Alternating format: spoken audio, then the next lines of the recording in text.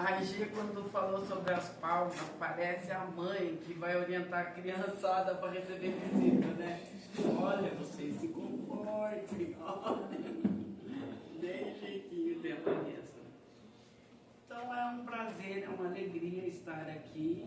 É um processo um pouquinho difícil preparar uma palestra com um público que a gente não conhece, né? E eu falei para a gente sabe que algumas coisas cabem em todo lugar, né?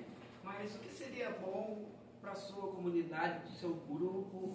E aí ela me deu esse tema e foi uma inspiração divina, porque dos meus 2 primeiros filhos mais velhos, eu não sei se eu me lembrei desse pedaço.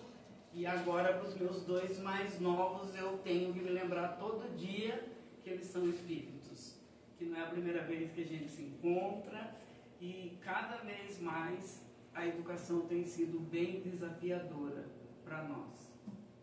Mas antes de entrar no tema propriamente dito, eu gostaria de abrir com uma poesia, para nos harmonizar no tema.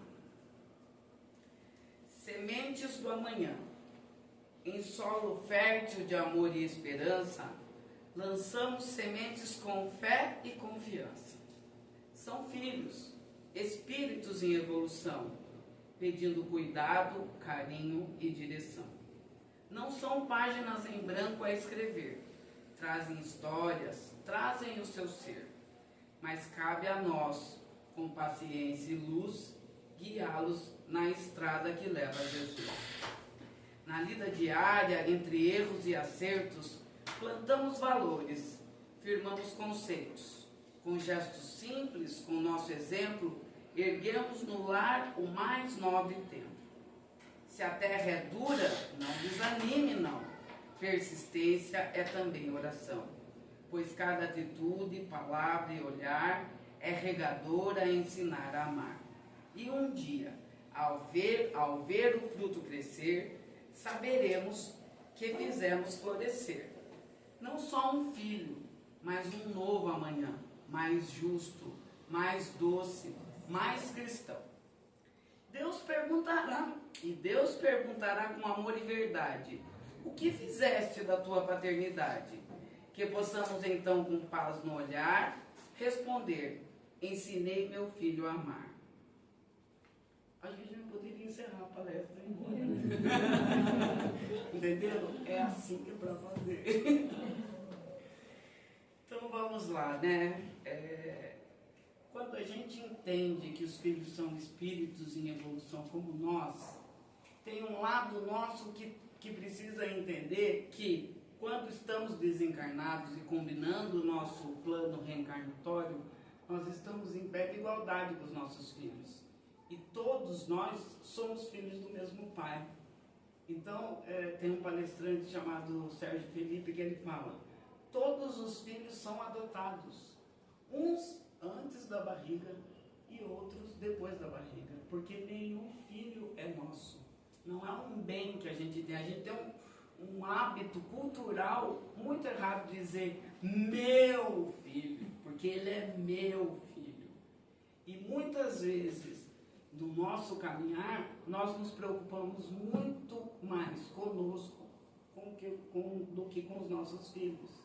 Então, assim, quantos pais aqui já foram no supermercado, o filho pediu uma coisa, e aí o pai constrangido, ou o filho fez uma birra, o pai constrangido, deu, ou ficou incomodado. Por quê? Porque é um processo difícil a gente, na frente das pessoas, mostrar que o nosso filho é um espírito em evolução. Ele é mal educado, ele tem que aprender em todos os momentos e em todos os espaços. E a gente fica com vergonha porque a gente pensa assim: vão pensar que eu não estou educando meu filho. E quando eu penso isso, com quem que eu estou me preocupando? Comigo. E a tarefa de educação é a gente se preocupar com o filho. O que o filho precisa.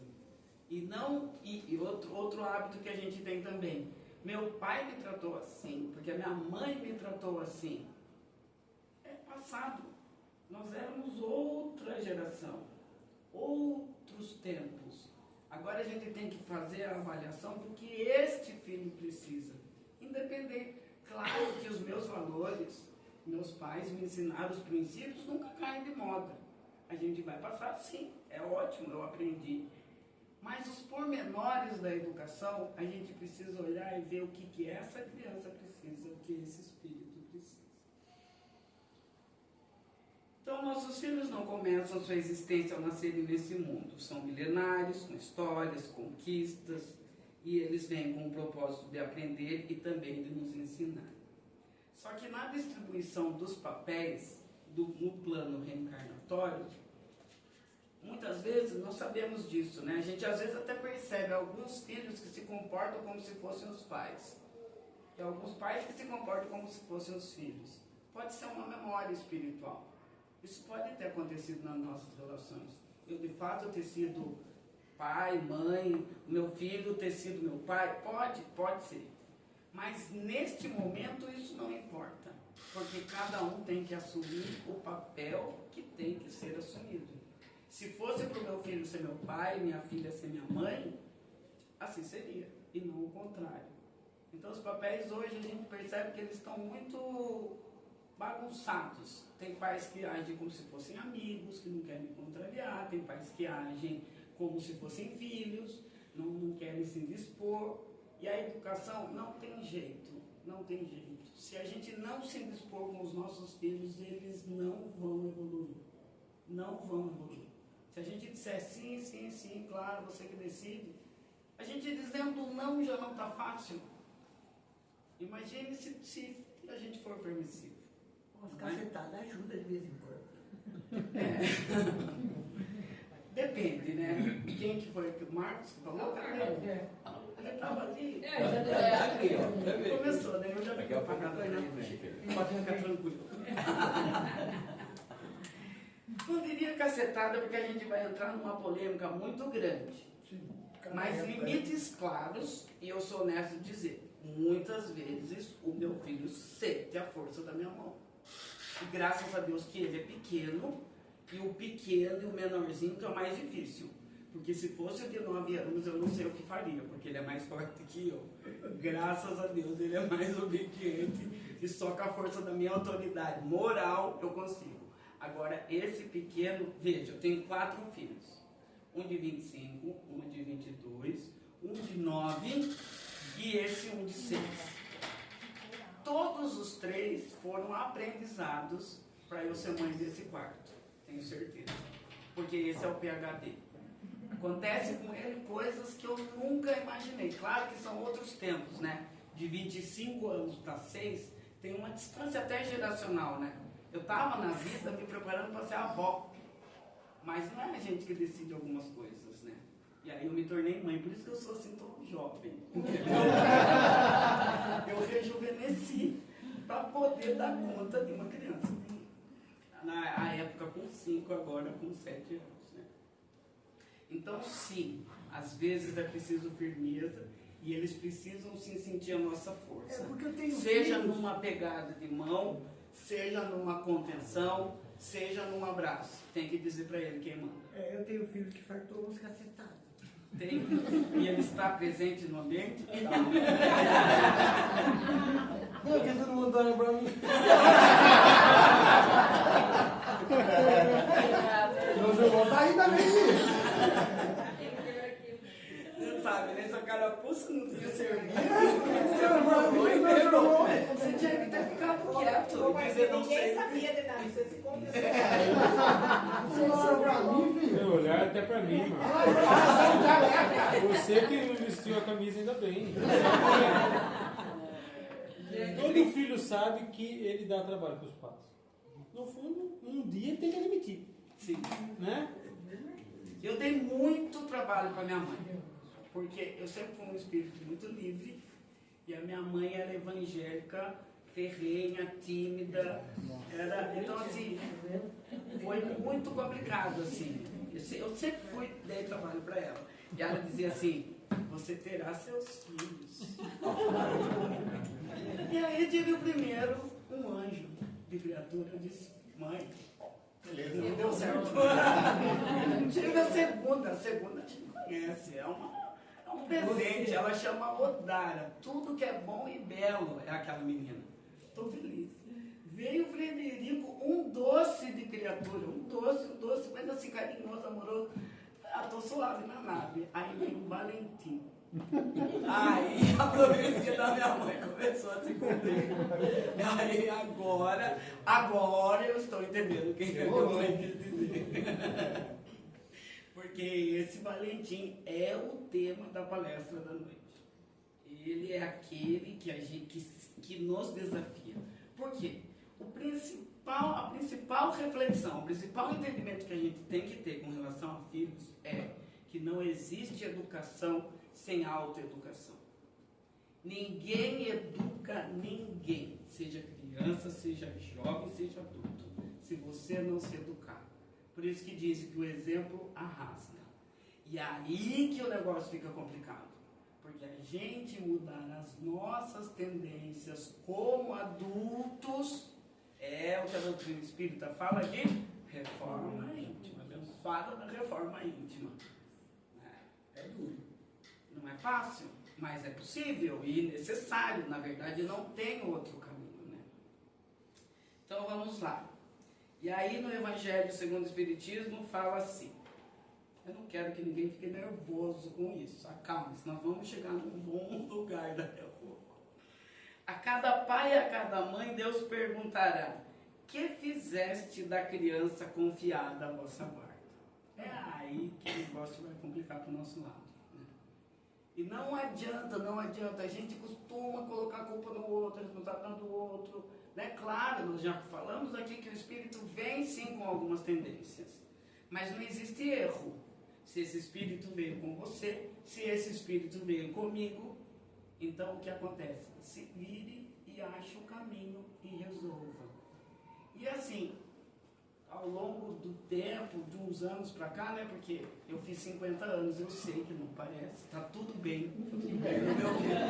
Com garotinho de 6 anos. Com mãe de um menino de 7 agora. Eu fui pensando que a melhor maneira da gente viver na nossa vida é viver sem remorsos. Sempre com a sensação que a gente fez o nosso melhor. Isso em relação a todas as relações. Né? Então, assim, teve desencarne do meu avô, do meu sogro, mais recentemente, de uma cunhada. E aí, assim, ó, aquilo que está lá no Evangelho, se reconcilia com o teu irmão enquanto está a caminho. Esse é o exercício que a gente tem que fazer. E na educação dos nossos filhos também. Então, assim, quando eu vejo essa pergunta, eu penso que eu gostaria de dizer assim, eu fiz o meu melhor. Falei montes. E hoje, quando eu venho aqui dizer que eu tenho 4 filhos, eu não quero expor para vocês uma espécie de credencial. Ah, ela tem 4 filhos, então... Porque cada filho é de um jeito, tem uma individualidade. Então, assim, o que eu trago é de dizer, mães e pais, se vocês tiverem dificuldade com os filhos de vocês, me chamem, a gente senta e chora junto. Nós conversamos, desabafando, mas a resposta do que o seu filho precisa é você que tem. É você que tem que buscar, é você que vai encontrar. Não tem como eu dizer, eu fiz assim com meu filho, posso dar como sugestão, fiz assim com meu filho, faço assim, tento assim, mas muitas vezes é tentativa e erro. Porque a gente não se lembra do combinado. Então a gente tem que observar muito e ver o que aquela criança está pedindo. Então, como eu disse, não é uma ameaça, né, de dizer, ó, Deus vai cobrar de vocês, não é essa a ideia. Mas é lembrar que é um compromisso que a gente assumiu. Né? E eu imagino que esse grupo aqui tenha assumido de uma maneira mais consciente. Eu imaginei hoje, quando estava fazendo, que esse grupo aqui, quando foi fazer o seu plano reencarnatório, teve lá os mentores, os amigos, as pessoas mais, os espíritos superiores, né, mais desenvolvidos que nós todos que estamos aqui, e a gente pôde conversar e pôde opinar sobre a natureza das provas. Né? Eu tenho essa intuição. E aí, então, de modo consciente nós escolhemos. E aquele negócio que os filhos falam, eu não escolhi para nascer, com a doutrina espírita já caiu por terra, né? Você escolheu sim, reduza-se a sua insignificância, porque sim, você escolheu. Ele escolheu para nascer e o pai escolheu ele. alguma coisa foi feita, né? E aí, quando a gente pensa, esses dias eu estava pensando, ser pai e mãe é uma missão. Não tem outra explicação. Esses dias eu pensei, eu estendi um pouco mais, eu pensei, ser médico, professor e mãe e pai é uma missão. Porque não tem, é um desdobramento muito grande no nosso dia a dia. É uma conexão, é assim, meus filhos estudam período integral, eu penso neles o dia inteiro. Eu fico cansada de saber que eles existem o dia inteiro. Se alguém me disser assim, nossa, mas eles ficaram na escola. Eles ficaram na escola. Mas o tempo todo você está se conectando. Isso sem falar com a professora. Porque a hora que eu falo com a professora, então daí redobra a minha preocupação, as minhas dúvidas e tudo mais. Porque é o tempo todo e é para sempre, né? Então nessa missão, e não sou eu que estou dizendo que é uma missão, parece que eu sou muito inteligente, né? O Livro dos Espíritos diz isso na questão 582, que eu vou ler para vocês. Pergunta aí, será considerada missão a paternidade e os espíritos? É, sem contestação, uma missão. É ao mesmo tempo um dever muito grande e que envolve mais do que pensa o homem, a sua responsabilidade quanto ao futuro. Então vejam só, o que ele quer dizer aqui? Que mesmo que a gente não quisesse fazer o bem por responsabilidade, a gente deveria fazer por egoísmo. Porque quando a gente desencarnar e voltar de novo, são eles que vão estar aqui, na vida adulta. Eles é que vão cuidar desse planeta que nós, imagino que vamos voltar para cá de novo.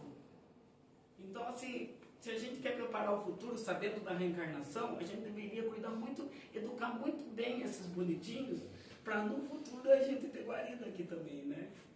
Depois a gente vai voltar e vai dizer, quem que educou essas crianças? Adivinhe, tem uma notícia. A gente vai rezar para que consiga voltar à Terra, né? Porque tem uns que, né? Nem fala. Nem falam. Nem vou pensar nisso. Bom, mas como Deus é muito justo, cada um vai para onde Exatamente. ou fica ou vai. Né? É uma oportunidade, né? De escolher onde que quer ficar. E para algumas pessoas já não vai para mais tempo, né? Deus colocou o filho sob a tutela dos pais, a fim de que estes o dirijam na senda do bem. Facilitou-lhes a tarefa, dando à criança, uma organização frágil e delicada, que o torna acessível a todas as impressões.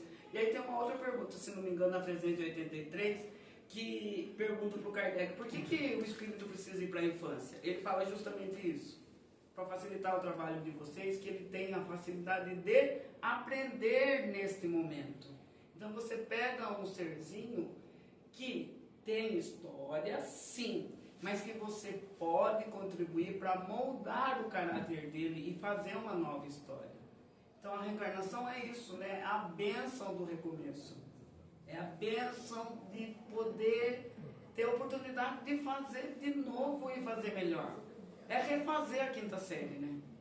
Que a gente muitas vezes fica anos e anos e anos. Mas é sempre essa oportunidade de recomeçar. E aí com as crianças é mais fácil, né? Mas há, em geral, mais amor próprio do que o verdadeiro afeto da parte dos pais.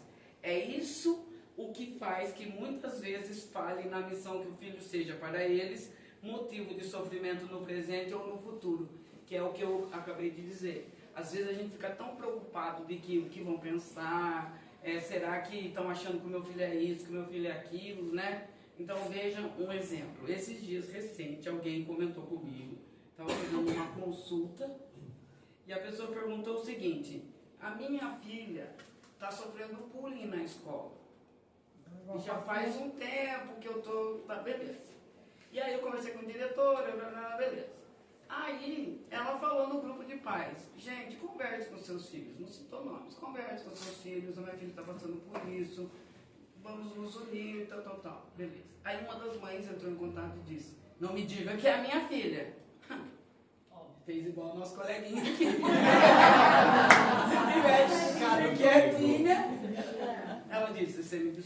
mas sim, é a Ela sua sabe a filha. filha que tem, né? É a sua filha, sim, que está fazendo dessa maneira com a minha filha.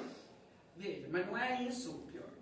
Foi que ela disse assim, não, vamos fazer assim, vou pedir para ela, pedir desculpa para ela, vou ir na sua casa pedir desculpa. Ela falou, não é aqui em casa que você vai pedir desculpa, você vai pedir desculpa no lugar em que ela falou. Os amigos precisam ver. Ela disse, e você quer que a minha filha se humilhe? Então, quando a gente acha, nesse caso, eu não estou entrando, tem professor aqui, ficou até constrangido de falar porque eu não sou professora. Eu não estou entrando no caso psicológico do negócio. Eu estou entrando só na parte de dizer, quando pedir desculpas na frente de um filho é motivo de humilhação, nós estamos lascados. Porque se eu erro, eu peço desculpas.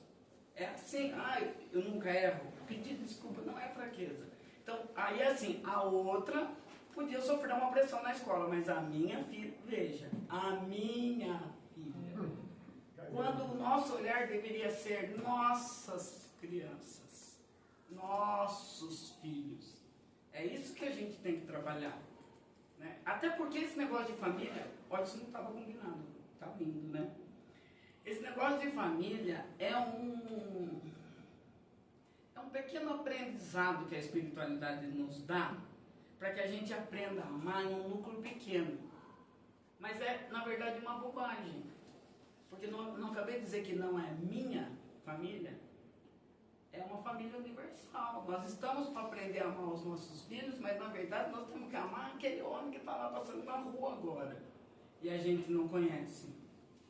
Esse é o exercício. Então, quando a gente consegue olhar para o filho do outro como se fosse nosso, para as crianças como nossas, muda todo o nosso entendimento. E principalmente quem conhece o Espiritismo. Os espíritas não podem mais cometer certas falhas, sabe? Não podem. Nós não estamos aqui por engano, não estamos aqui à toa. Então, isso são más tendências, esse egoísmo que nós temos que, para o meu tudo, para o outro nada, não vou dividir, imagine o meu, essa soberba. Mas já passou da hora da gente deixar para lá. Então, os espíritos superiores nos alertam que a tarefa dos pais não é apenas material, é uma missão espiritual de encaminhar, orientar, corrigir com amor e, sobretudo, exemplificar. A convivência é um reencontro de almas. E agora nós vamos pegar num ponto muito difícil. E difícil para mim também. Sofro muito com isso. Agenda, compromissos, trabalho, dia a dia, pressão material. Eu fico até chateada de trazer esse tema, porque eu sei que é difícil para todo mundo dar para essas crianças a atenção que eles merecem, precisam e que vai fazer muita falta. E aí, assim, a gente delega para outras pessoas essa convivência, essa orientação. E se a gente reencarnou nesse grupo, é porque a gente precisava conviver. Porque se a convivência não fosse o nosso aprendizado, todo mundo ia morar afastado, longe. Né? Então, esse eu lembro, eu mesmo estou nessa categoria, porque eu me lembro que dos meus 2 filhos menores, nós tínhamos horário do almoço, que todo mundo sentava e almoçava junto. Era sagrado esse dia, esse horário. Hoje em dia é uma luta. Conseguir essa agenda que todo mundo sente, almoce junto, jante junto, 2 refeições é um luxo no nosso dia a dia. E isso é uma perda do passado que é uma perda muito grande, muito difícil. Que horas nós vamos conviver com os nossos filhos só por conviver? Esses dias eu fui buscar meu filho na escola e ele disse, mãe! Fiquei até com vergonha. Mãe, é você! Eu falei, faz tempo, né? A reencarnação nos ensina que os laços familiares podem ser reencontros de afetos e de resgates. Então, se for resgate, é mais difícil ainda a gente querer conviver, né? Às vezes, acolhemos como filhos espíritos afins, que nos amam há séculos. Outras vezes, são espíritos difíceis, que vêm por necessidade de reconciliação. A educação espiritual exige paciência, vigilância e fé, mesmo diante de comportamentos desafiadores. Lembremos-nos, estamos lidando com um espírito em construção. E aí, nesse trecho aqui, nesse desafio, outra coisa que a gente observa muito é que muitos de nós somos carentes. Então, a gente não quer desagradar os filhos, porque assim, vai que ele não me ama, vai que ele deixa de me amar, vai que... Né? Quando, na verdade, isso deveria ser relevante. É você que ama o seu filho. Se ele ama, se ele não ama, o seu papel é amar e educar e ensiná-lo a amar. Então, tem uns que não sabem amar mesmo. Não amam ninguém, não amam a si mesmo. É sua tarefa é ensiná-los a amar. E eu vejo muitos pais carentes, sabe? Ah, meu filho não me ama, meu filho... Não estou dizendo que não é para ter afeto, mas nós não podemos ser dependentes emocionais dos nossos filhos. De maneira nenhuma. Isso prejudica muito a educação. Eu demorei muito para entender isso, porque assim, por exemplo, eu tenho a Aldara, que é uma filha muito dedicada, muito mais do que o Guilherme. O Guilherme, que é o mais velho, é um pouco mais complicado. Mas ela, sempre muito dedicada, desde pequena, notas boas, assim, sempre. E aí eu tinha dificuldade de corrigi-la em detalhes, em coisinhas pequenas. Porque eu dizia, nossa, mas ela já faz tanto. Nossa, mas ela... E quando eu fazia isso, o que aconteceu? Claro que eu sei que poucos pais têm essa alegria de ter uma filha assim. Mas eu prejudicava ela. Porque ela não evoluía do ponto que ela estava. Ela podia ir além. E aí, quando eu entendi isso, o meu tamanho, a gente até brinca em casa hoje. Quando eu entendi que eu tenho que ser grande na frente dos meus filhos. O Guilherme é um menino muito inteligente. Então, se eu contra-argumentar com ele, eu não tenho inteligência suficiente para discutir o assunto. Então, eu com ele, eu digo assim, eu estou dizendo, eu sou grande, você é pequeno e você me escute. Um homem barbado, maior que eu, casado, fala, não vou discutir esse assunto com você. Eu estou te dizendo como mãe que é assim, assim, assim. Eu não estou discutindo. Isso acontece em casa. É o certo, é o correto. E às vezes ainda eu brinco, né, que eles vêm me abraçar, e aí eles querem colocar o braço por cima, eu coloco o braço por cima e falo, reduza-se a sua insignificância. Daí já virou piada, né? Mas a verdade é essa. Não que nós tenhamos mais conhecimento, não temos mais conhecimento, sobretudo com essas gerações menores, tipo assim, o Valentim, ele traz um raciocínio, uma argumentação, que olha, a hora que você entra no argumento, já lascou tudo. Nós temos que ser maiores em moral. E não que também a nossa moral seja elevada, eu sei que não é. Mas no esforço que a gente faz para melhorar a nossa moral. Isso é muito visto pelas crianças. Tipo assim, minha mãe não é perfeita, meu pai não é perfeito, mas eu vejo que eles se esforçam. Eu vejo que eles estão aprendendo. Eu vejo. As crianças, isso é arrastar pelo exemplo. Não é mostrar um modelo perfeito, porque não existe esse modelo perfeito. A gente sai da frente e mostra Jesus. Esse é mostrar um exemplo perfeito. Mas o quanto a gente se esforça para conformar a nossa moral à moral do Cristo. É isso que as crianças estão vendo. E aí, quantos de nós também fomos rebeldes, inseguros? Eu acabei falando que eu dei trabalho para minha mãe, né? Orgulhosos em outras encarnações ou nessa mesmo, né? E hoje estamos aqui, aprendendo. Nossos filhos também estão no mesmo processo. Estamos tudo no mesmo barco. Bom, evangelho no lar. Não tem por onde fugir, né? Evangelho no lar, tem que fazer evangelho no lar. E assim, quando a gente fala, tem que fazer evangelho no lar. Eu sinto até irritação quando pedem para fazer evangelho no lar, porque o tempo todo é essa orientação, né? E eu levei anos, e ainda estou a caminho de ter essa consistência. Eu nunca vi um encontro de meia hora ser tão difícil de sustentar. Você tem que determinar e fazer. E com as crianças e com o Valentim, então, é muito pior, porque ele não para, ele mexe, ele corre. E aí eu estou sempre testando, vamos desenhar, ler, leia esse livrinho. Mas eu me lembro que a minha mãe me levava para a igreja de adulto, não tinha nem salinha, e eu ficava correndo pelo corredor. E parecia inútil falar uma coisa que não me interessava mesmo, porque não tinha nada de lúdico. Mas eu vou dizer que esse esforço que ela fez de me levar para a igreja moldou a minha religiosidade. Mudou a minha preocupação com a vida espiritual.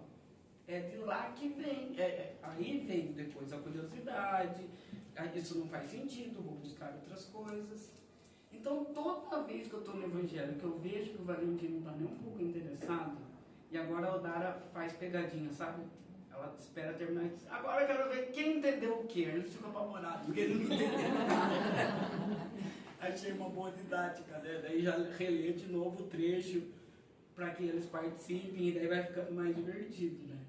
Mas eu me lembro disso. Então, às vezes, a gente tem o desenho e tentando de modo lúdico, mas mesmo assim, essa reunião, dizer para eles que isso é importante, que a gente valoriza isso, e que eles precisam valorizar também, isso vai ficar com as crianças, isso fica. É por isso que a gente faz, mesmo quando parece, como falou lá a poesia, né? Parece que não tem resultado, a gente tem que ter paciência que a gente está plantando, né? Oração em família, essas são as ferramentas do educador espiritual. Conversa sobre Deus, reencarnação, lei de causa e efeito. A gente estava vindo, e mais de uma vez o Valentim disse assim, eu tenho medo de morrer. Ele falou, tenho medo de morrer. Eu falei, Valentim, isso não vai acontecer com você. Mas vou te dizer uma coisa, isso não é uma preocupação que você tenha que ter. Porque é Deus que decide quando você vai morrer e quando você não vai morrer. Você vai viver a vida inteira com medo e pode morrer com 100 anos com medo. Não é você que escolhe, não se preocupe com isso. Então isso é um jeito, e a gente tem conversas assim com eles. Olha, quando você estava no plano espiritual, a gente conversa assim. Às vezes eles não entendem ainda, mas isso vai internalizando. É como do Flor conversar sobre o mal, porque tem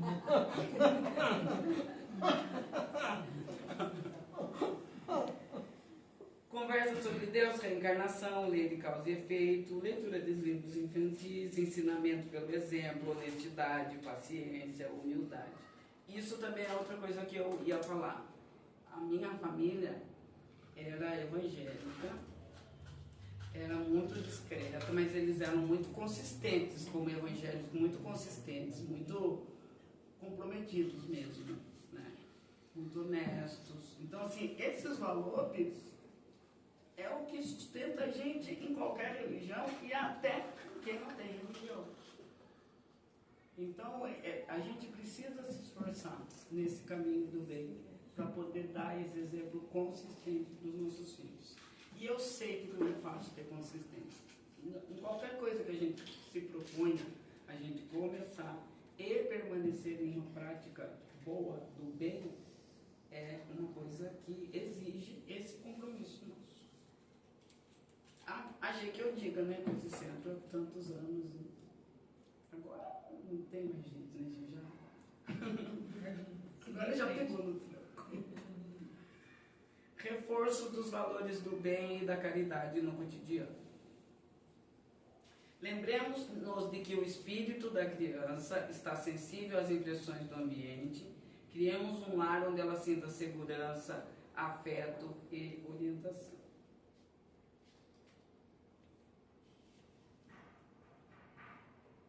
Vocês querem falar alguma coisa? Querem trazer alguma contribuição? Alguma coisa que está vivendo aí no grupo?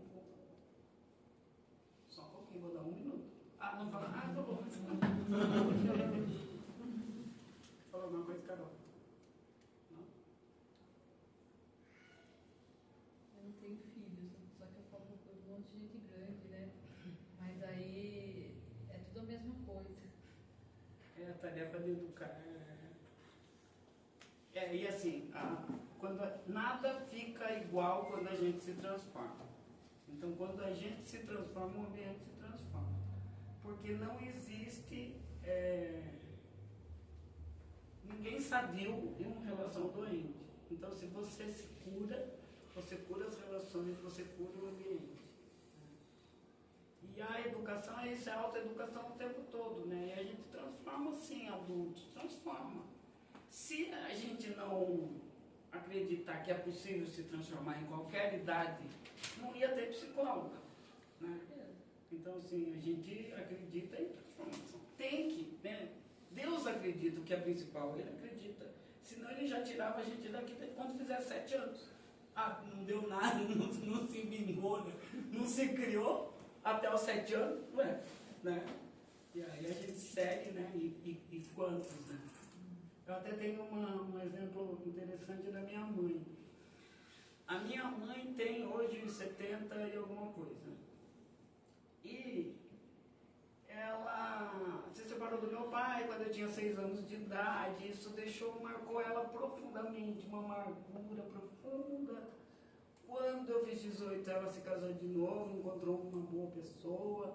E quando ela fez 60 anos e ela se aposentou, ela teve um AVC severo, muito severo. Então ela ficou com a mobilidade reduzida e ela não fala mais. Ela não fala. Então eu converso com ela frases inteiras, porque eu a conheço. Então, pelo gesto dela, as pessoas dizem, meu Deus, como que você sabe que ela falou tudo isso? Eu sei porque eu a conheço. Então, eu fui criando esse código com ela, né? Bem como o meu padrasto. Meu padrasto toma decisões com ela, sabe? Tipo, e você sabe que eles conversaram e decidiram. É bem interessante. Mas o que eu queria dizer é que, neste momento da vida da minha mãe, pós-AVC, é o momento que a minha mãe é mais feliz. A minha mãe nunca havia sido feliz antes do AVC. Ela é uma mulher feliz, a vida dela é boa e ela é muito feliz. Como que a gente entende isso se não entender em aprendizado, transformação? Ela se curou e não foi embora, porque ainda está aprendendo, mas ela está plena. E é uma coisa impressionante, né? Só a doutrina espírita para esclarecer para a gente, só a doutrina da reencarnação que nos diz isso. Então vamos lá. Sim, Deus nos perguntará: que fizeste da criança confiada à vossa guarda? Que possamos responder: dei-lhe amor, ensinei o bem, caminhei junto, caí e levantei com ela. Educar é servir a lei divina. E se somos pais e mães nesta existência, é porque somos capazes, com esforço, com fé e com o amparo dos bons espíritos, de cumprir esta nobre missão. Cada espírito traz uma história, mas o amor, a paciência e a educação moral são ferramentas poderosas de transformação. Educar um filho difícil é uma missão elevada, e talvez, justamente por isso, ele tenha sido confiado a você. Eu falo isso e escuto isso, né? E aí eu encerro. Já vou encerrar, gente. Vamos encerrar que os meninos vão fazer uma apresentação. Ah, que bom. Não precisa puxar a palma, eu vou terminar, tá? Aí eu começando. Eu vou terminar com uma oração. É começando a Segura, eu vou dizer qual que é a última coisa que eu vou falar. Assim seja. Isso que eu vou falar.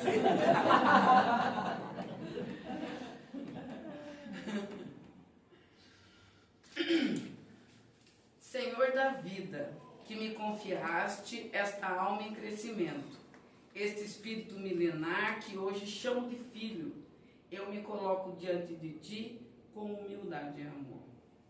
Sei que educar não é tarefa fácil.